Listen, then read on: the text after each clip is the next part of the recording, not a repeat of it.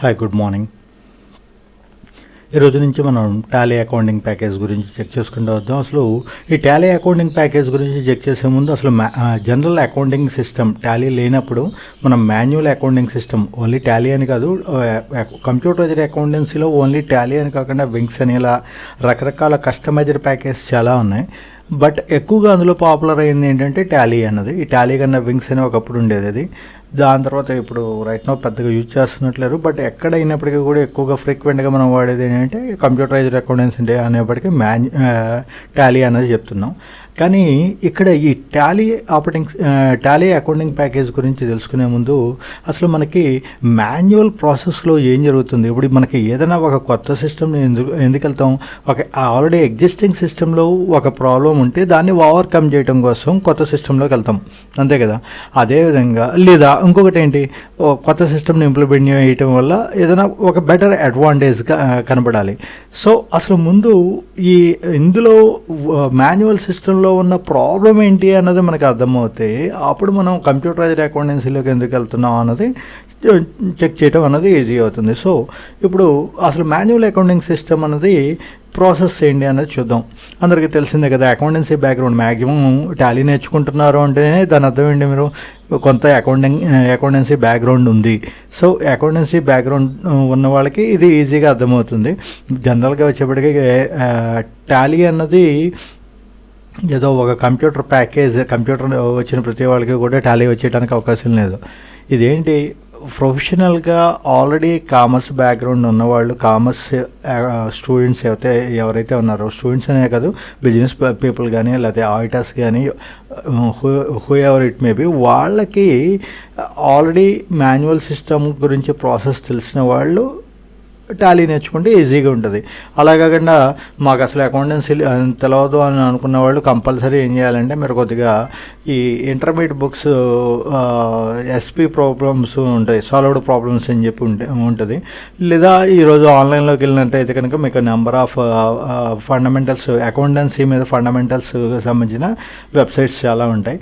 So వాటిలో నుంచి మీరు తీసుకొని ఆ మాన్యువల్ అకౌంటింగ్ సిస్టమ్ని ఎలా మెయింటైన్ చేస్తారు. యాక్చువల్గా అకౌంటింగ్ సిస్టంలో ఏంటంటే రెండు రకాలు ఉంటాయి, సింగిల్ ఎంట్రీ సిస్టమ్ అని, డబుల్ ఎంట్రీ సిస్టమ్ అని.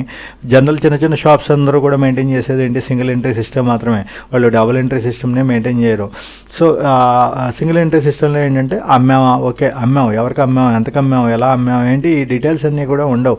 వేరే డబుల్ ఎంట్రీ సిస్టంలో ఏంటంటే ఒక ట్రాన్సాక్షన్ జరిగింది, ఏదైనా సేల్స్ జరిగింది, సేల్స్ ఓకే, ఓన్లీ అమ్మకాలు ఒకటే మాత్రమే కాకుండా ఎవరికి అమ్మాము, క్యాష్కి అమ్మామా లేకపోతే అది దాన్ని ఏమైనా క్రెడిట్ బేసిస్ని అమ్మామా అన్నది కూడా రికార్డ్ చేయడం అనేది జరుగుతుంది.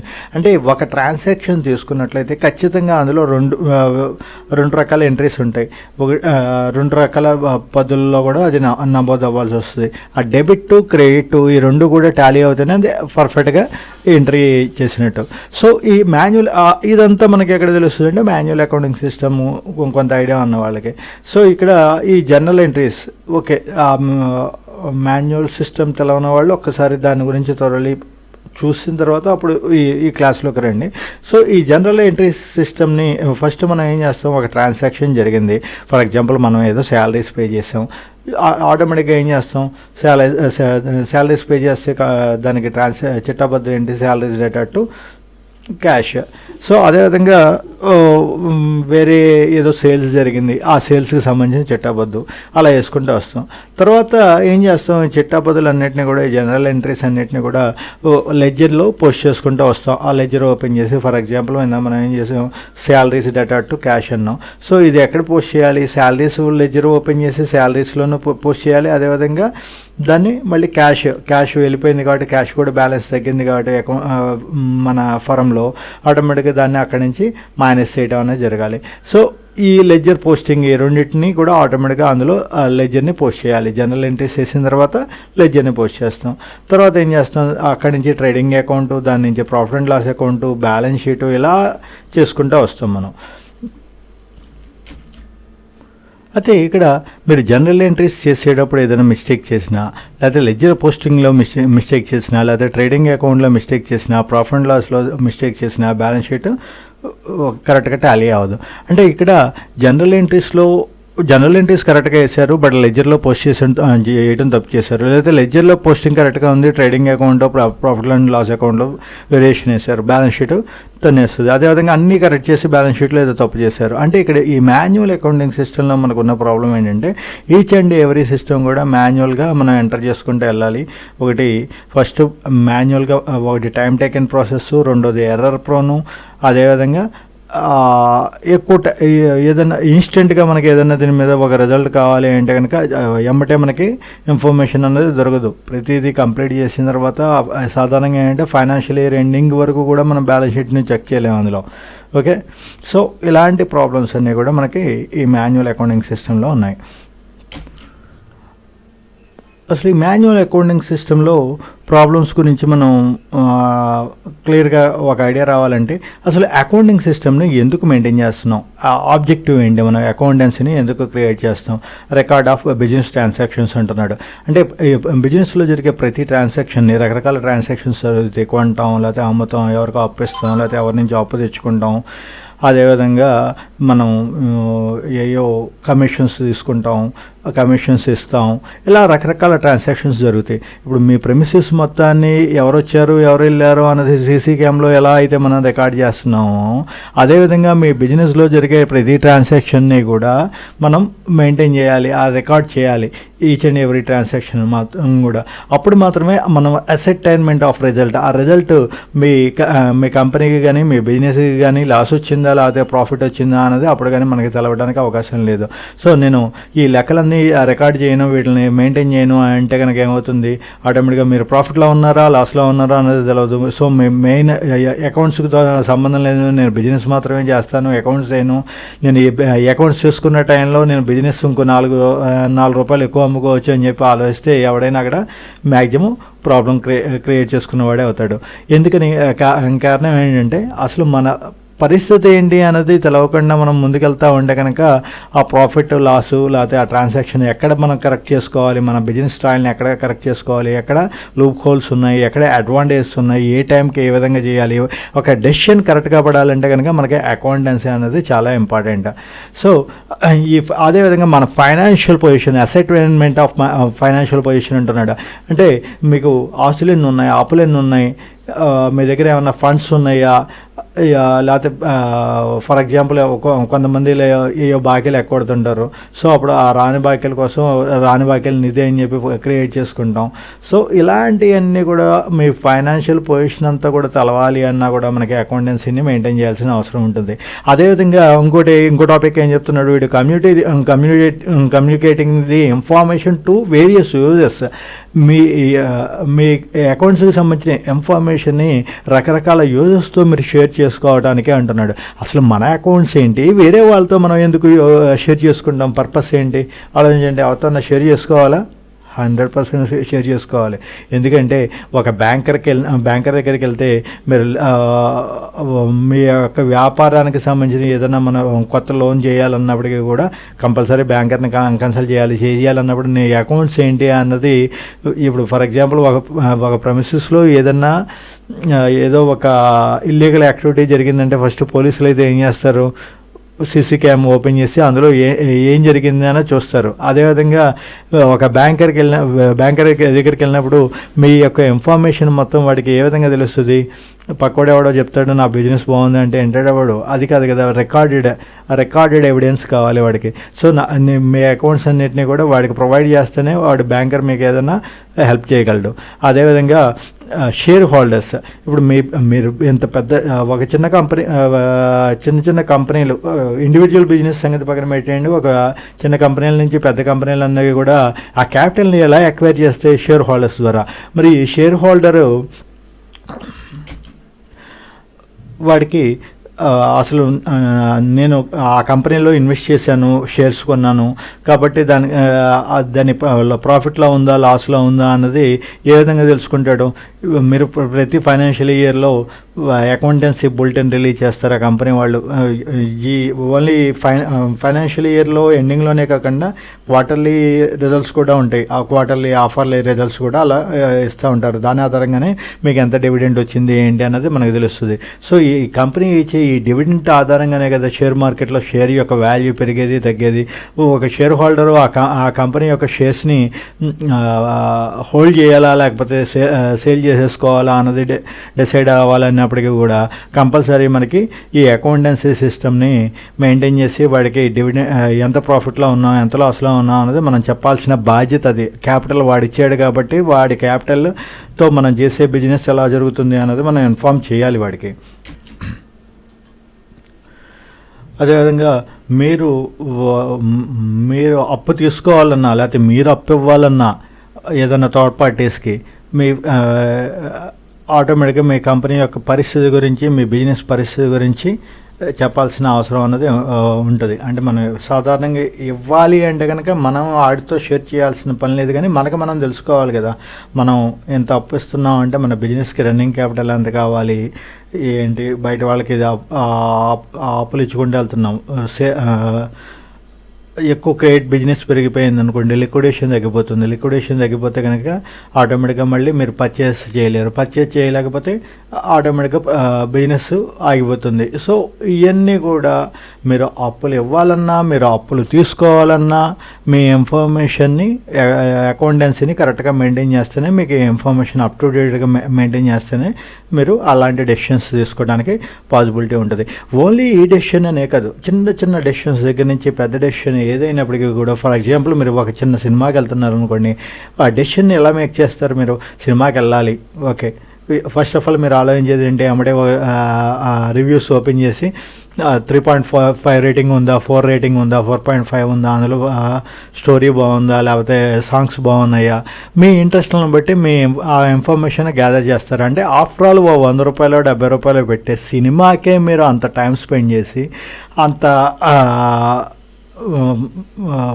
డెసిషన్ మేకింగ్లో అంత కీ రోల్ని ప్లే చేస్తుంది కదా చిన్న ఇన్ఫర్మేషన్ కూడా.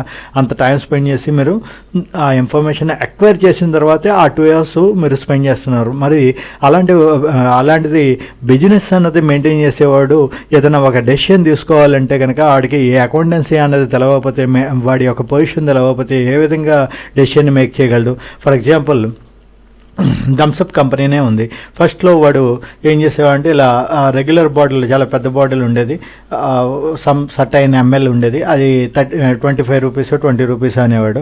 వాడు ఏం చేసేవాడంటే ఈ రెగ్యులర్ బాటిల్ బదులు మనం ఈ విధంగా ఈ పెట్ బాటిల్ని రిలీజ్ చేద్దాం, చిన్న బాటిల్ని ₹8 ₹20 మనం థమ్స్అప్ అమ్ముతున్నాం బాటిల్.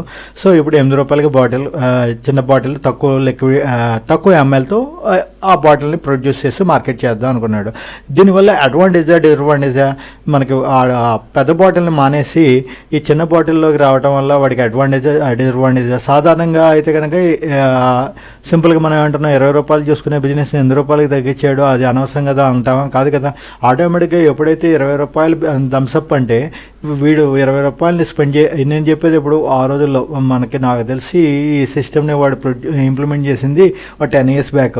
అదివరకు ₹20 పెట్టి ఒక థమ్స్అప్ తాగాలి అంటే దానికి ₹20 స్పెండ్ చేయడం ఎందుకని చెప్పి ఆడ ₹2 పెట్టి సోడా కొనుక్కొని తాగేసి వెళ్ళిపోయేవాడు. దానికన్నా వీడికి ఎప్పుడైతే ఏ నమ్మకాయ సోడా కొందాం అనుకున్నాడు అనుకోండి, ఆడు ₹4 ₹5 పెట్టి ఖర్చు పెట్టే బదులు ఇంకో ₹4 వేస్తే థమ్స్అప్ తాగేయచ్చు కదా అన్న ఫీలింగ్తో వాడు ఏం చేసేవాడు, థమ్స్అప్కి వెళ్ళేవాడు. అంటే ఆటోమేటిక్గా వీడికి సేల్స్ ఇంక్రీజ్ అయింది. ఓకే, ఈ డెసిషన్ కరెక్టే, నో ప్రాబ్లం. పెద్ద బాటిల్ని తీసేసి చిన్న బాటిల్ని మెయింటైన్ చేయడం అనేది, ఇంట్రడ్యూస్ చేయడం అన్న డెసిషన్ కరెక్టే.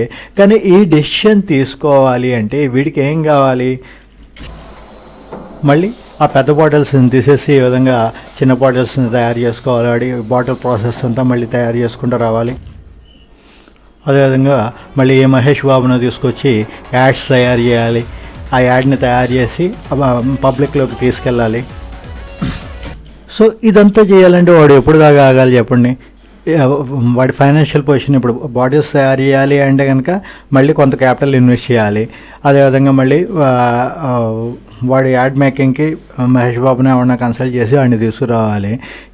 ఆ యాడ్ మ్యాక్ చేయాలి, దాన్ని పబ్లిక్లోకి తీసుకెళ్ళాలి, క్యాంపెయినింగ్ చేయాలి, ఎంత ప్రాసెస్ ఉంటుంది. ఇదంతా చేయాలంటే ఎప్పటి వరకు ఆగాలి? వీటికి ఇన్ఫర్మేషన్ ఫస్ట్ ఆఫ్ ఆల్ నా దగ్గర అదివరకు ఏ బాటిల్స్ ఉన్నాయి, హై ఎంఎల్ 300 ml ఎంతో బాటిల్ ఉండేది, ఆ 200-300 ml బాటిల్ని 100 ml తీసుకురావాలంటే మళ్ళీ వీడు బాటిల్స్ ప్రొడ్యూస్ చేయాలి అంటే ఏంటి, ఆటోమేటిక్గా మనకి కావాల్సింది మళ్ళీ క్యాపిటల్ కావాలి ఆ బాటిల్స్ని తయారు చేయడానికి. సో వీడి దగ్గర ఎంత ఫండ్స్ ఉంది అన్నది చూసుకోవాలి, ఆ ఫండ్స్ ఎంత ఉన్నాయి అన్నది, లేకపోతే దాన్ని ఎలా ప్రాసెస్ చేయాలి అనేది చూడాలన్నా, వీడి కంపెనీ యొక్క ఫైనాన్షియల్ పొజిషన్ మొత్తం చెక్ చేసుకోవాలన్నా మాన్యువల్ అకౌంటింగ్ సిస్టంలో మామూలుగా మనకి తెలిసిందే కదా, ఎప్పుడు కంప్లీట్ అవుతుంది, అది April 1st నుంచి బిగిన్ అయ్యి March 31st అవుతుంది. April 1st కానీ మళ్ళీ మనకి అకౌంటెన్సీ అనేది చూడండి, బ్యాంక్స్ అయ్యి March 31st సెలవు ఇచ్చేస్తారు, 31st సెలవు ఇస్తారు. ఎందుకంటే వాళ్ళు అకౌంట్స్ క్లోజ్ చేసుకొని అప్పుడు నెక్స్ట్ మళ్ళీ ఫైనాన్షియల్ ఫ్రెష్గా బిగిన్ చేస్తూ ఉంటారు. సో ఇక్కడ మనకి మాన్యువల్ అకౌంటింగ్ సిస్టంలో ఈ డెసిషన్స్ తీసుకోవాలంటే వాడు మార్చి వరకు ఆగాలి. ఓకే, మార్చి వరకు ఆగి అప్పుడు థమ్సప్ కంపెనీ వాడు బాటిల్స్ తయారు చేసి బయటికి తీసుకొచ్చాడు అనుకుందాం. అంటే మార్చి యాక్చువల్గా సీజను, మంచి ఎండాకాలం, మార్చి ఏప్రిల్. వీడు ఎన్ని వచ్చేప్పటికి ఎప్పుడు రిలీజ్ చేస్తాడు, ఏ వర్షాకాలంలో రిలీజ్ చేస్తాడు, ఉపయోగం ఉందా? డెసిషన్ మస్ట్ బి, ఎప్పుడైనా కూడా డెసిషన్ అనేది ఎలా ఉండాలి, గుడ్ డెసిషనా క్విక్ డెసిషనా అంటే నువ్వు తీసుకునే నిర్ణయం అనేది డెసిషన్ మంచిదైనప్పటికీ కూడా చాలా క్విక్గా తీసుకోగలగాలి, అప్పుడు మాత్రమే దాని యొక్క ఉపయోగం ఉంటుంది. డెసిషన్ మంచిదే అయింది కానీ లేట్ డెసిషన్ తీసుకున్నాం కానీ అదేమో ఫెయిల్ అవుతుంది. అదేవిధంగా లేదా డెసిషన్ కరెక్ట్ డెసిషన్ కాకుండా ఏదో క్విక్ డెసిషన్ తీసుకున్నాం, అప్పటికి కూడా అది కూడా ప్రాబ్లమే. సో డెసిషన్ అన్నది మనకి గుడ్ అండ్ క్విక్గా ఉండాలి. అలా ఉండాలి అంటే ఇన్ఫర్మేషన్ కావాలి, అలా ఇన్ఫర్మేషన్ స్పీడ్గా కావాలి అంటే మనకి మాన్యువల్ అకౌంటింగ్ సిస్టంలో జరిగే పనికి అవుతుంది. సో దానికోసమే మనం కంప్యూటరైజ్డ్ అకౌంటెన్సీకి షిఫ్ట్. సో ఈ కంప్యూటరైజ్డ్ అకౌంటెన్సీ వల్ల అడ్వాంటేజ్ ఏంటి? ఈ కంప్యూటరైజ్డ్ అకౌంటెన్సీలో చేసే ప్రాసెస్ ఏంటంటే ఫస్ట్ ఆఫ్ ఆల్ మనం ఏం చేస్తామంటే లెడ్జర్ని క్రియేట్ చేసుకుంటాం. ఆ లెడ్జర్ ఏ గ్రూప్లోకి వెళ్తుంది, ఫర్ ఎగ్జాంపుల్ మనం శాలరీస్ అన్నది తీసుకున్నాం అనుకోండి, ఇది శాలరీస్ అన్నది డైరెక్ట్ ఎక్స్పెండిచర్ అన్న గ్రూప్లో తీసుకుని ఒక లెడ్జర్ని, శాలరీస్ అన్న లెడ్జర్ని క్రియేట్ చేస్తాం. దాని తర్వాత ఏం చేస్తామంటే వోచర్ ఎంట్రీస్లోకి వెళ్ళి ఆ వోచర్ని ఎంటర్ చేస్తాం, అంతే, కేల్కతం. అక్కడతో మీరు చేసేది ఏం లేదు, రిమైనింగ్ అంతా కూడా ఆటోమేటిక్గా జనరేట్ అయిపోతుంది. మనం చేసే పని కేవలం ఏంటంటే ఈ జనరల్ ఎంట్రీస్ని లెడ్జర్ని క్రియేట్ చేసుకోవడం, ఆ లెడ్జర్ని క్రియేట్ చేసిన తర్వాత వోచర్ ఎంట్రీ చేయటం, వోచర్ ఎంట్రీ చేసిన తర్వాత సింపుల్గా మీరు రిలాక్స్ అవ్వడం, అంతకుమించి మీరు చేసేది ఏం లేదు, చిన్న చిన్న వర్క్స్ ఉంటాయి. ఓకే, సో ఇక్కడ లెడ్జర్ క్రియేషన్ని ఏం చేస్తున్నామన్నా కంప్యూటరైజ్డ్ అకౌంటెన్సీలో విత్ రిలవెంట్ గ్రూప్స్తో కరెక్ట్గా లెడ్జర్ని క్రియేట్ చేసుకుంటున్నాం, తర్వాత వోచర్ ఎంట్రీ చేస్తున్నాం, తర్వాత ఆటోమేటిక్గా మిగతా అంతా కూడా లెడ్జర్ పోస్టింగ్ కానీ, అదేవిధంగా ప్రాఫిట్ అండ్ లాస్ అకౌంట్ కానీ, బ్యాలెన్స్ షీట్ కానీ ఆటోమేటిక్గా అవి క్రియేట్ చేసుకుంటూ వెళ్ళిపోతాయి. సో ఇక్కడ మీరు లెడ్జర్ని మీరు పోస్ట్ చేయక్కర్లా, అదేవిధంగా ప్రాఫిట్ అండ్ లాస్ అకౌంట్ని వేయక్కర్లేదు, బ్యాలెన్స్ షీట్ని తయారు చేయక్కర్లా, ఎక్కడ మిస్టేక్ జరగడానికి అవకాశం లేదు. సో దీనివల్ల మీకు టైం కలిసి వస్తుంది, ఎర్రర్ ప్రోన్ అన్నది తగ్గుతుంది, డెసిషన్ మేకింగ్ ఎప్పటికప్పుడు ఒక ట్రాన్సాక్షన్ కంప్లీట్ అవ్వకపోతే నేను ప్రాఫిట్ అండ్ లాస్ అకౌంట్ చూసుకోవచ్చు, ఒక నెల, ఒక వారం, ఒక రోజు, ఎప్పుడు కావాలంటే అప్పుడు నీ ఫైనాన్షియల్ పొజిషన్ని ఈజీగా మానిటర్ చేయడానికి పాసిబిలిటీ ఉంటుంది కంప్యూటరైజ్డ్ అకౌంటెన్సీ వల్ల. ఓకే, సో ఇక్కడ బ్రీఫ్గా మనం చెప్పుకున్న టాపిక్ ఏంటి, మాన్యువల్ అకౌంటింగ్ సిస్టంలో ఏ విధంగా ప్రాసెస్ జరుగుతుంది. మనకి ఇక్కడ ఫస్ట్ ఏం చేస్తాం, జనరల్ ఎంట్రీస్, తర్వాత లెడ్జర్ పోస్టింగ్, తర్వాత ట్రేడింగ్, తర్వాత బ్యాలెన్స్ షీట్, తర్వాత ప్రాఫిట్ అండ్ లాస్ అకౌంట్, ఇదంతా కూడా ప్రతిదీ మనమే చేయాలని చెప్పుకున్నాం. వీటిలో దీనివల్ల మూడు రకాల ప్రాబ్లమ్స్, ఒకటి టైం టేకిన్, ఒకటి లెబోరియస్ వర్క్, ఇంకోటి ఎర్రర్ ప్రోన్. ఒకటి కరెక్ట్గా చేసిన, రెండోది తప్పు చేసిన, రెండో స్టెప్ కరెక్ట్గా చేసి, మూడో తప్పు చేసిన, ఎక్కడ ఏది మిస్టేక్ చేసినప్పటికీ కూడా ఫైనల్గా రిజల్ట్ అనేది కరెక్ట్గా రాదు. సో ఇలాంటి ప్రాబ్లమ్స్ అన్నీ కూడా మాన్యువల్ అకౌంటింగ్ సిస్టంలో ఉన్నాయని చెప్పుకున్నాం. అసలు అకౌంటింగ్ సిస్టమ్ని ఓకే మాన్యువల్ అకౌంటింగా లేకపోతే కంప్యూటరైజ్డ్ అకౌంటింగా అనేది పక్కన పెట్టి అకౌంటింగ్ సిస్టమ్ని ఎందుకని మనం మెయింటైన్ చేయాలి అన్నది చూసినట్లయితే కనుక just a minute, objectives purpose ఏమని చెప్పాం, ఒకటి ఒక కంపెనీలో రికార్డ్స్ని మెయింటైన్ చేయాలి, ప్రతి ట్రాన్సాక్షన్ని రికార్డ్ చేయాలి, అదేవిధంగా యూఎస్తో షేర్ చేసుకోవాలన్నా, మీ రిజల్ట్స్ తెలుసుకోవాలన్నా, అదేవిధంగా ఫైనాన్షియల్ పొజిషన్ తెలుసుకోవాలన్నా, మీ ఎవరితో షేర్ చేసుకోవాలి మీ యొక్క కంపెనీ ఇన్ఫర్మేషన్ని, షేర్ హోల్డర్స్తో కానీ, బ్యాంకర్స్తో కానీ, లెండర్స్తో కానీ షేర్ చేసుకోవాలి అని చెప్పుకున్నాం. సో ఇలాంటి ఏది చేయాలన్నప్పటికీ కూడా ఒక చిన్న డెసిషన్ తీసుకోవాలన్నా మనం దానికి ఎగ్జాంపుల్ ఏం చెప్పుకున్నాం, థమ్స్అప్ కంపెనీ వాడు చిన్న బాటిల్ నుంచి పెద్ద బాటిల్కి డెసిషన్ మార్చాలి, అది కొత్తగా మార్కెటింగ్లోకి వెళ్ళాలి అని అనుకున్నప్పుడు వచ్చిన కాన్ఫ్లిక్ట్ ఏంటి, దాన్ని ఏ విధంగా మాన్యువల్ అకౌంటింగ్ సిస్టంలో ఉంటే అది ఒక ఎగ్జాంపుల్, ఎగ్జాక్ట్గా అదని కాదు, ఆ మాన్యువల్ అకౌంటింగ్ సిస్టమ్ని మెయింటైన్ చేసేవాళ్ళు అలాంటి డెసిషన్స్ని క్విక్గా తీసుకోలేరు అనడానికి ఒక ఎగ్జాంపుల్గా మనం చెప్పుకోవడం అనేది జరిగింది. సో ఇలాంటి ప్రాబ్లమ్స్ అన్నిటిని కూడా ఈ డెసిషన్ మేకింగ్ చేయడానికి వీటికి కానీ లేకపోతే రికార్డ్స్ని తప్పులు లేకుండా మెయింటైన్ చేయడానికి ఇన్స్టెంట్గా ఎప్పుడు కావాలంటే అప్పుడు రిజల్ట్ రావడానికి మనకి కావాల్సిన సిస్టమ్ ఏంటి, కంప్యూటరైజ్డ్ అకౌంటింగ్ సిస్టమ్. సో ఈ కంప్యూటరైజ్డ్ అకౌంటింగ్ సిస్టంలో మనకున్న అడ్వాంటేజ్ ఏమని చెప్తున్నాం, జస్ట్ మీరు లెడ్జర్ని క్రియేట్ చేసుకుంటే కరెక్ట్ గ్రూప్తో దాన్ని వోచర్ ఎంట్రీ చేస్తే కనుక ఆటోమేటిక్గా మిగతా ప్రాసెస్ అదే చూసుకుంటే నో ప్రాబ్లం అని చెప్పుకున్నాం. సో ఈరోజు ఇక్కడ వరకు మనం అసలు అకౌంటింగ్ అంటే ఏంటి, మాన్యువల్ అకౌంటింగ్లో ఉన్న ప్రాసెస్ ఏంటి, దాని ఫ్లో చార్ట్ ఏంటి, ఆ మాన్యువల్ అకౌంటింగ్ సిస్టంలో ఉన్న ప్రాబ్లమ్స్ ఏంటి, దాన్ని ఓవర్కమ్ చేయడానికి కంప్యూటరైజ్డ్ అకౌంటెన్సీని ఎందుకు తీసుకున్నాం, అదేవిధంగా కంప్యూటరైజ్డ్ అకౌంటెన్సీలో కూడా డిఫరెంట్ వెర్షన్ అకౌంటింగ్స్ ప్యాకేజెస్ ఉంటాయని చెప్తున్నాం. సో వింగ్స్ అని ఇలా రకరకాల, ఒక మెడికల్ షాప్ తీసుకుంటే వాడు కస్టమైజ్డ్ ప్యాకేజీలు కొన్ని చేస్తాడు, ప్రతి బిజినెస్ ఫర్మ్కి కూడా కస్టమైజ్డ్ ప్యాకేజీలు కొన్ని ఉంటాయి. కానీ వీటిలన్నిటిలో ఎక్కువగా పాపులర్ అయింది ఏంటంటే టాలీ, ఇది ఎక్కువగా వాడుతున్నది టాలీ. ఈ టాలీలో కూడా ఎడ్యుకేషన్ వెర్షన్ అని, లేకపోతే commercial entrepreneur version, multi versions ఎలా ఉంటాయి, వాటిని ఎలా డౌన్లోడ్ చేసుకోవాలి, మనం దాన్ని ఏ విధంగా ఇన్స్టాల్ చేసుకోవాలి మన సిస్టంలో అన్నది నెక్స్ట్ క్లాస్లో చూద్దాం. Thank you and have a nice day.